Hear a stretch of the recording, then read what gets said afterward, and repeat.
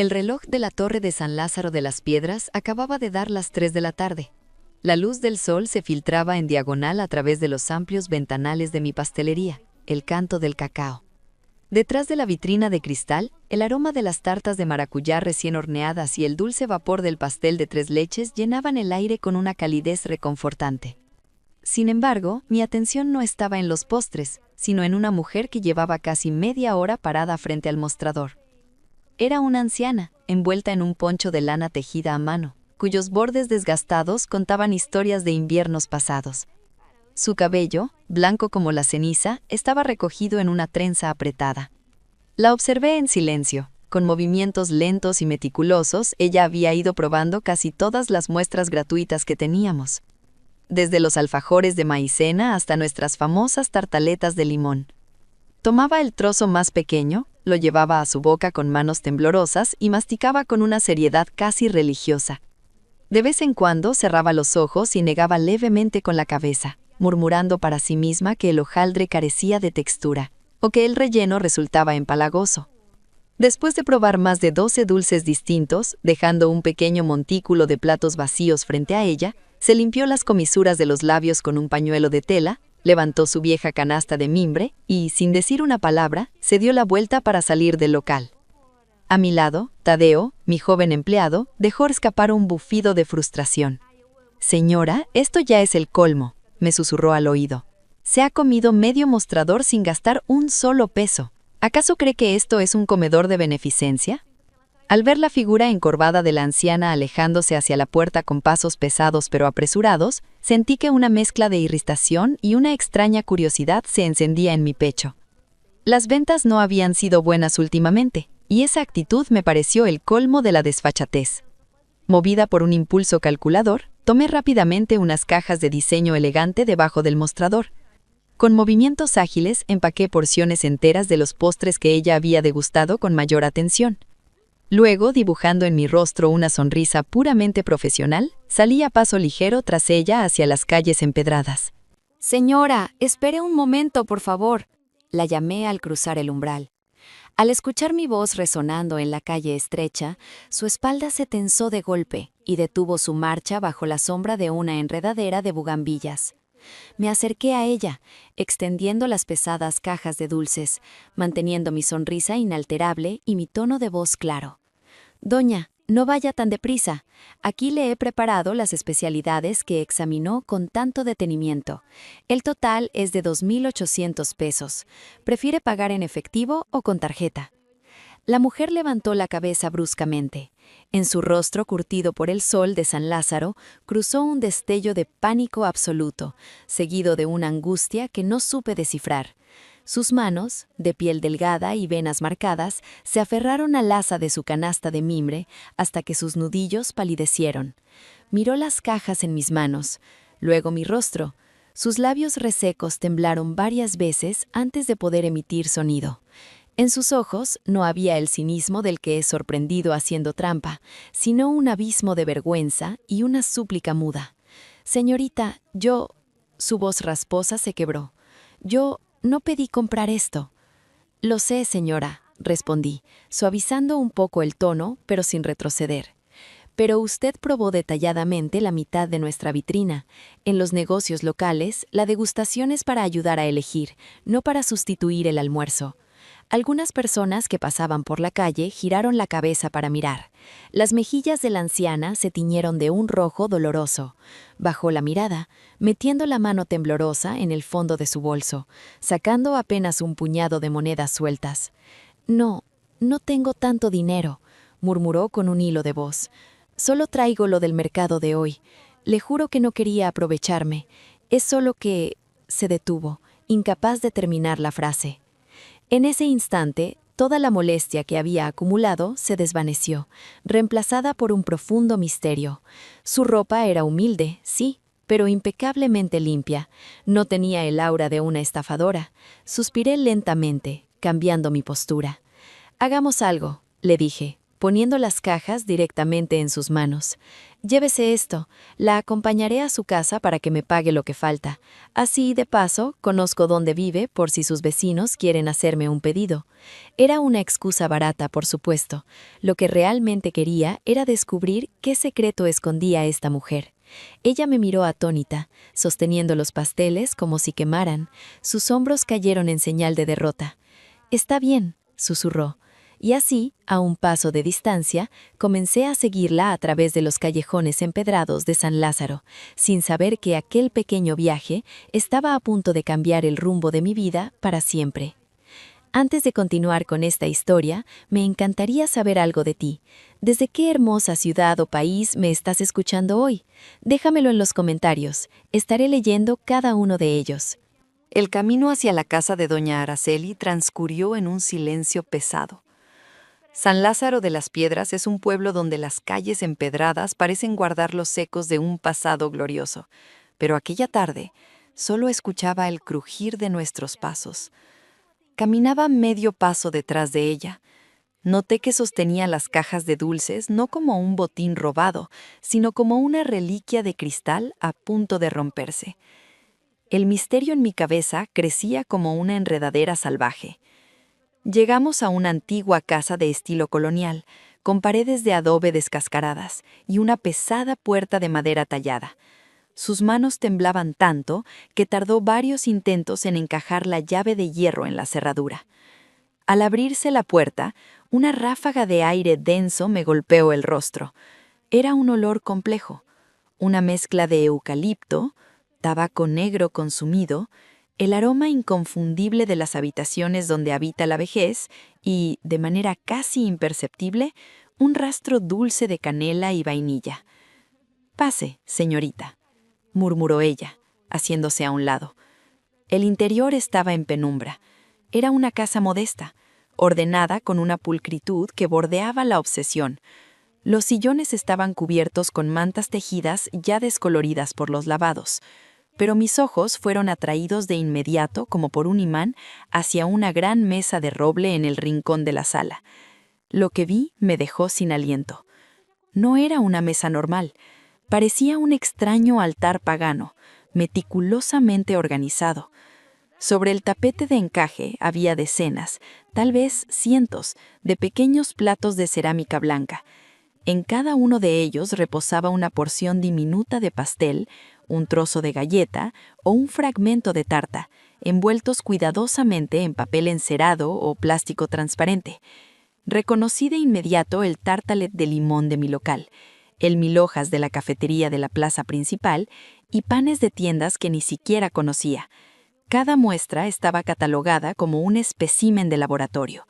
Al lado, un cuaderno de cuero gastado yacía abierto, lleno de anotaciones hechas con lápiz de carbón, con una letra temblorosa pero firme. La visión era macabra, extravagante, y sin embargo, respiraba una devoción inquebrantable. «Señora, ¿qué es todo esto?», logré articular, señalando la mesa con el dedo, incapaz de ocultar mi desconcierto.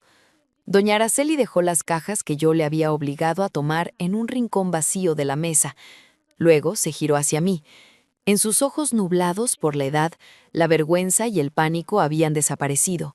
Solo quedaba un pozo insondable de agotamiento, la calma resignada de quien ya no tiene nada que ocultar. Levantó un dedo nudoso y señaló hacia una puerta de madera cerrada al fondo del pasillo. «Mi esposo está allá dentro», dijo con voz rasposa, casi en un susurro. «Se está muriendo, señorita.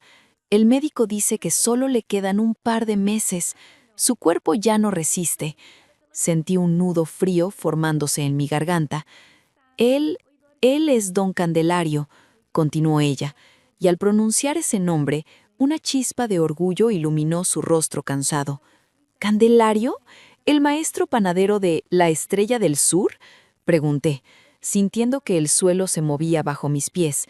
Era una leyenda en San Lázaro, el hombre que había definido el sabor de nuestra infancia antes de que la modernidad cerrara su horno. «Él mismo», asintió ella, dejando que una lágrima silenciosa resbalara por sus arrugas. Toda su vida se la dedicó al fuego y a la masa. Ahora apenas puede tragar líquidos, pero hace unos días, en medio de su delirio, me apretó la mano y me dijo: «Araceli, siento que estoy olvidando los sabores. ¿Cómo daría mi vida por probar un verdadero hojaldre de sol y sombra antes de irme?». La anciana se acercó al cuaderno de cuero y rozó las hojas con devoción. Ese hojaldre era su obra maestra. «He recorrido el pueblo entero, señorita. He comprado pasteles carísimos, pero él solo muerde un pedacito, niega con la cabeza y dice que está mal, que la manteca de cerdo es artificial, que la panela no está bien quemada, que el fuego carecía de alma». Su voz se quebró en un sollozo.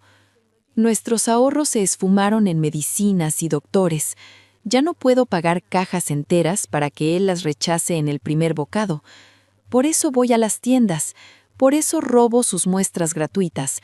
Las traigo aquí, él las prueba y yo anoto sus críticas en este cuaderno, rezando para que por un milagro encuentre el sabor que le dé paz a su alma». Tomó el diminuto trozo de mi pastel que había guardado, mirándome con ojos enrojecidos. Del suyo dijo que la textura de las capas casi lo logra, pero que usa mantequilla en lugar de manteca y que el sabor es demasiado superficial. «Perdóneme, señorita, sé que parezco una ladrona, pero solo quiero darle a mi esposo un último bocado de felicidad». Me quedé clavada en el suelo, paralizada. El recibo de 2.800 pesos que llevaba en el bolsillo de mi delantal de pronto se sentía tan pesado como una losa de plomo, ardiendo contra mi piel. Miré las lujosas cajas que yo había usado para arrinconarla, luego miré la mesa llena de muestras miserables y llenas de amor, y finalmente a esta anciana, humillada hasta el polvo. Mi arrogancia comercial se derrumbó por completo, arrastrada por un torrente de vergüenza y una profunda e inmensa compasión. El silencio en la sala era tan denso que podía escuchar el tic-tac del viejo reloj de pared, marcando el ritmo de una vida que se apagaba. Respiré profundo, sintiendo que el aire me raspaba la garganta. Avancé hacia la mesa, tomé las elegantes cajas de postres que yo misma había empacado con intenciones tan mezquinas y las deslicé suavemente hacia doña Araceli. «Señora», mi voz sonó ronca, «por favor, quédese con esto, olvide el dinero, no quiero un solo centavo». Ella intentó devolverme las cajas, negando frenéticamente con la cabeza. «No, señorita, lo que hice está mal. Escúcheme», la interrumpí, tomando sus manos entre las mías. Estaban frías y ásperas como la corteza de un árbol viejo. «No podría aceptar su dinero ni aunque quisiera, pero, si usted me lo permite, ¿cree que podría ver a don Candelario? Solo un momento». Araceli me miró con desconcierto y temor. «Soy pastelera», le expliqué. «Estudié las técnicas europeas, pero sé que mis dulces no tienen alma. Si él fue capaz de descubrir los defectos de mi masa con un solo bocado, es porque tiene un don que ya no existe. Necesito pedirle consejo». Vi la duda cruzar por sus ojos, pero al final, la sinceridad en mi rostro debió convencerla. Asintió lentamente y me guió por el pasillo en penumbras. Empujó la pesada puerta de madera con extrema delicadeza. La habitación estaba a media luz, con las cortinas cerradas para proteger al enfermo del sol de la tarde. El olor a medicinas era agudo, mezclado con el sudor frío de la fiebre. En la cama, cobijado por mantas gruesas, yacía un hombre que era apenas la sombra de sí mismo. Sus pómulos estaban hundidos, su piel tenía el color del pergamino viejo, pero cuando giró el rostro hacia mí, me topé con unos ojos oscuros, lúcidos y afilados como un cuchillo recién afilado. «Buenas tardes, maestro Candelario», susurré, inclinando la cabeza con una reverencia instintiva. «Disculpe la intromisión, soy la dueña del local que preparó el hojaldre que probó hoy». El anciano me observó durante unos segundos interminables, como si estuviera leyendo mi espíritu. «¿Cuántas dobleces le diste a la masa, muchacha?», preguntó. Su voz era un suspiro frágil, pero la pronunciación era firme y autoritaria. «64 capas, maestro», respondí, sintiéndome como una aprendiz frente a un juez implacable. Utilicé mantequilla importada, sin agua, para darle más aroma. Don Candelario cerró los ojos y negó con la cabeza, un gesto débil pero cargado de decepción. «Ese es el camino equivocado», murmuró, respirando con dificultad. «Nuestra pastelería no se trata de matemáticas, se trata de fusión. La mantequilla europea es soberbia, se queda en la superficie de la masa, huele bien pero no penetra. El verdadero hojaldre de sol y sombra requiere manteca de cerdo purificada. Cuando la manteca se derrite en el horno de piedra, abraza la harina, se funde con ella y le da una textura que se deshace en la boca, pero que aún exige ser masticada. 64 capas es arrogancia. 36 capas, hechas a mano, son suficientes si tienen alma. Y la panela debe tostarse hasta que llore humo dulce, no derretirse sin más. Me quedé fascinada y abrumada a la vez. En un minuto, este hombre moribundo había despedazado años de mi educación culinaria, revelándome la profunda filosofía de nuestra tierra. El anciano tuvo un ataque de tos, y Araceli corrió a humedecerle los labios con un paño. Cuando recuperó el aliento, don Candelario me miró fijamente. «Tienes talento en las manos, se nota en la estructura del hojaldre, pero tu corazón ha olvidado de dónde viene». Hubo un silencio largo. Luego giró la cabeza hacia su esposa. «Araceli, mi amor», dijo suavemente, «saca lo que está debajo de mi almohada». Con manos temblorosas, la anciana extrajo un cuaderno forrado con cuero de vaca. Sus bordes estaban desgastados, las páginas amarillentas y marcadas por décadas de harina, calor y grasa. Era el grimorio mágico de la Estrella del Sur. Don Candelario acarició la tapa de cuero con sus dedos huesudos, como despidiéndose de un viejo amigo, y me lo extendió. «Aquí están los secretos que creí que se pudrirían conmigo bajo tierra», susurró, y su voz pareció quebrarse. «Llévatelo. El fuego de San Lázaro no debe apagarse». Retrocedí un paso, espantada ante la magnitud del regalo. «Maestro, esto es invaluable. Es su legado. No puedo...» «Tómalo», me ordenó con la poca fuerza que le quedaba, dejando caer la mano sobre las mantas. «Pero tengo una condición, solo una». Me acerqué de nuevo y asentí con firmeza, conteniendo las lágrimas que amenazaban con desbordarse. «Lo que usted diga, maestro». Don Candelario desvió la mirada hacia su esposa. Sus ojos se llenaron de una infinita, dolorosa y tierna devoción. Mi esposa me acompañó toda la vida entre ausencias y madrugadas. Nunca le di la vida tranquila que merecía. El primer hojaldre que salga de tu horno usando mi receta, la primera bandeja, prométeme que será para mi Araceli, que nunca le falte algo dulce cuando yo ya no esté. A mi lado, doña Araceli estalló en un llanto silencioso, hundiendo su rostro en el pecho del anciano. Tomé el pesado cuaderno de cuero y lo apreté contra mi corazón como si fuera un juramento sagrado. «Se lo prometo, maestro», dije con la voz rota pero llena de una determinación absoluta. «Se lo prometo por mi vida». Salí de la casa de don Candelario cuando el sol ya se había escondido tras las montañas que rodean San Lázaro, dejando el cielo teñido de un intenso color morado y ceniza.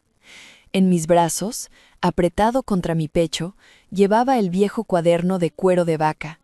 Sentía su peso no como un objeto físico, sino como la gravedad de un legado ancestral que ahora recaía sobre mis hombros.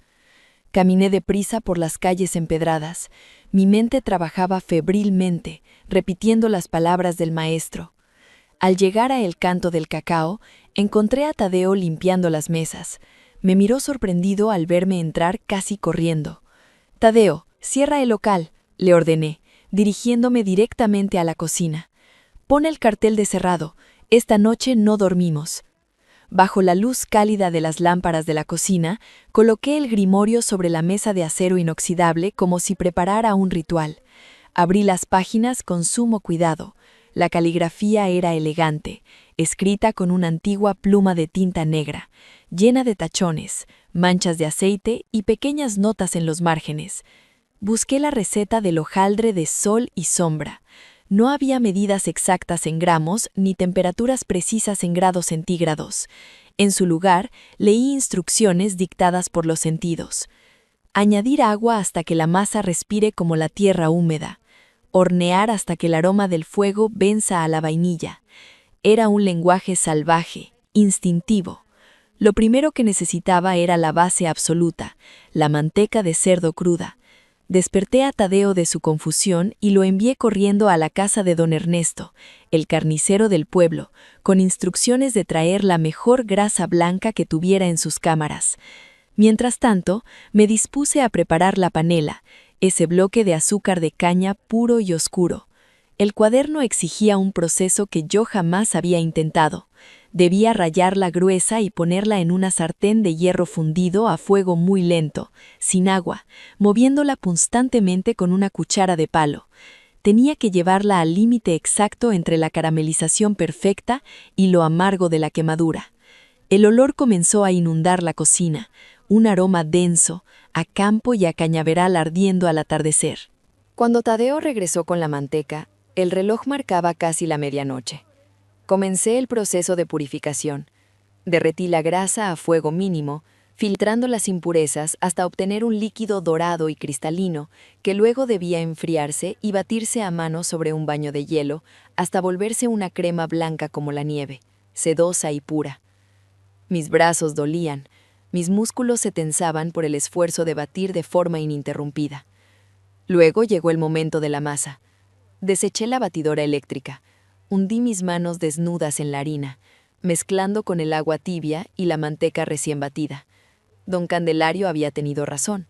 A diferencia de la mantequilla, que siempre parece pelear con la harina por mantener su estado sólido, la manteca se entregaba a ella, se fundían en un abrazo orgánico. Apliqué exactamente 36 pliegues, ni uno más, ni uno menos. En cada pliegue dejaba reposar la masa, esparciendo el polvo de panela tostada y las nueces pecanas que Tadeo había picado pacientemente durante horas.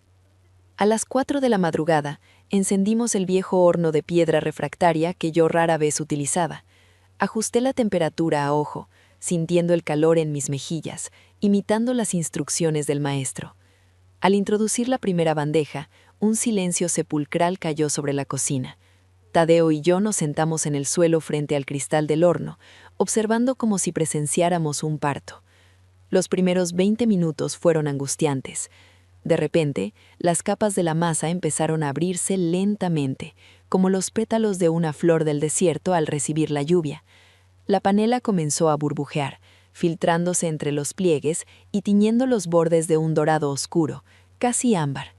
El aire se impregnó de un aroma robusto, salvaje y profundamente hogareño. Saqué la bandeja cuando los primeros rayos de luz asomaban sobre los tejados de San Lázaro. Los hojaldres de sol y sombra reposaban sobre el metal caliente. Tomé uno con cuidado. Al apretarlo levemente, emitió un sonido, un crujido limpio, seco y musical. Al morderlo, el mundo pareció detenerse. La textura exterior estalló en 1000 láminas crujientes, dando paso a un interior suave, donde la grasa noble había creado una red elástica. El dulzor de la panela tostada inundó mi boca con notas de caramelo y madera, contrastando con el sabor terroso de las nueces. No era un dulce delicado de vitrina parisina, era un dulce con historia, con cicatrices, con el alma de nuestra tierra. Miré a Tadeo, quien masticaba su porción con los ojos muy abiertos. Una lágrima resbaló por mi mejilla sucia de harina. Lo habíamos logrado. Habíamos revivido el fuego de San Lázaro. El sol acababa de despuntar sobre los techos de teja de San Lázaro cuando salí de la pastelería. El aire de la mañana era fresco y cortante, pero yo no sentía frío. En mis manos llevaba una caja de madera de cedro, cuidadosamente forrada con servilletas de tela para mantener el calor de los hojaldres de sol y sombra. Además, había preparado un termo con chocolate caliente, espeso, batido con molinillo de madera y perfumado con una rama de canela, tal como lo bebían nuestros abuelos. Caminé deprisa, con el corazón latiéndome en la garganta. Al llegar a la casa colonial de los esposos, toqué la puerta con los nudillos. Doña Araceli abrió casi de inmediato. Tenía los ojos hinchados por el cansancio, pero al percibir el aroma que emanaba de la caja que yo sostenía, sus pupilas se dilataron. «Muchacha, ¿acaso tú...?» tartamudeó, sin atreverse a terminar la frase. «Son para usted, señora», le dije con una sonrisa suave, «y para que el maestro juzgue mi primera tarea». Entramos a la habitación en silencio. La luz del alba se colaba por las rendijas de las contraventanas. Don Candelario parecía aún más débil que la tarde anterior. Su respiración era un hilo frágil. Al escuchar nuestros pasos, abrió los ojos con lentitud. Araceli, con manos que temblaban de anticipación, partió un trozo del hojaldre recién horneado. El sonido crujiente al romperse la masa resonó en la habitación silenciosa como una pequeña explosión de vida. Con infinita ternura, acercó la porción a los labios resecos de su esposo. El anciano cerró los ojos y masticó, despacio, muy despacio. El tiempo parecía haberse detenido. Contuve la respiración. De pronto, un suspiro largo y profundo escapó de su pecho. Las arrugas de su rostro parecieron alisarse por un instante. «El humo de la panela», murmuró con un hilo de voz, «y la manteca que acaricia la harina. Es el fuego de San Lázaro». Abrió los ojos y me miró directamente. No había necesidad de más palabras. Había encontrado la paz en ese sabor. Luego, giró su rostro hacia Araceli. «Come tú también, mi amor», le dijo. «Ya nunca más tendrás que buscar». Doña Araceli se llevó el hojaldre a la boca y rompió a llorar, mezclando el dulce del pastel con lo salado de sus lágrimas. 5 días después de aquella mañana, don Candelario falleció mientras dormía, con la mano entrelazada a la de su esposa. El funeral fue sencillo y austero, al estilo de los viejos tiempos en nuestro pueblo. No hubo grandes discursos, solo vecinos antiguos, rostros surcados por el sol y el tiempo, que se acercaron a dejar flores de bugambilla sobre su ataúd de madera. Yo asistí junto a Tadeo, llevando una cesta llena de hojaldres de sol y sombra para compartir con los asistentes, tal como manda nuestra costumbre de celebrar la vida compartiendo el pan. Al terminar el entierro, me acerqué a doña Araceli. Parecía una hoja seca a punto de ser llevada por el viento, completamente vaciada de propósito. La tomé del brazo con firmeza. «Doña Araceli», le dije, «mañana a primera hora la espero en el canto del cacahuate». Ella me miró sin comprender. «Pero señorita, ¿yo para qué? Mi Candelario ya no está». «Justamente por eso», respondí sin dudar. «Tengo el cuaderno de recetas de la Estrella del Sur, pero mis papilas gustativas son jóvenes e ignorantes. Usted lleva décadas probando los mejores postres de este hombre. La necesito como mi jefa de calidad. Sin su aprobación, ningún dulce tradicional saldrá de mi cocina». Ella dudó, pero la necesidad de aferrarse a un recuerdo vivo fue más fuerte que su dolor. Al día siguiente, la anciana cruzó la puerta de mi pastelería. Y así comenzaron los meses de transformación radical. Junto a señor Fausto, mi pastelero más veterano, que lloró de emoción al ver el grimorio de don Candelario, nos encerramos a descifrar las recetas. Cambiamos los macarrones franceses por los polvorones de nuez y canela. Sustituimos los glaseados brillantes por las costras rústicas de maíz y miel. Al principio las ventas cayeron.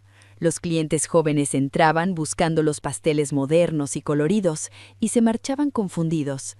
«Estamos perdiendo dinero», advertía Tadeo, mirando la caja registradora. Pero yo no cedí. Seguimos horneando cada madrugada, y doña Araceli, sentada en una pequeña silla mecedora junto al horno, probaba cada nueva creación. «Falta un poco de clavo de olor», decía un día. «La masa está muy apretada.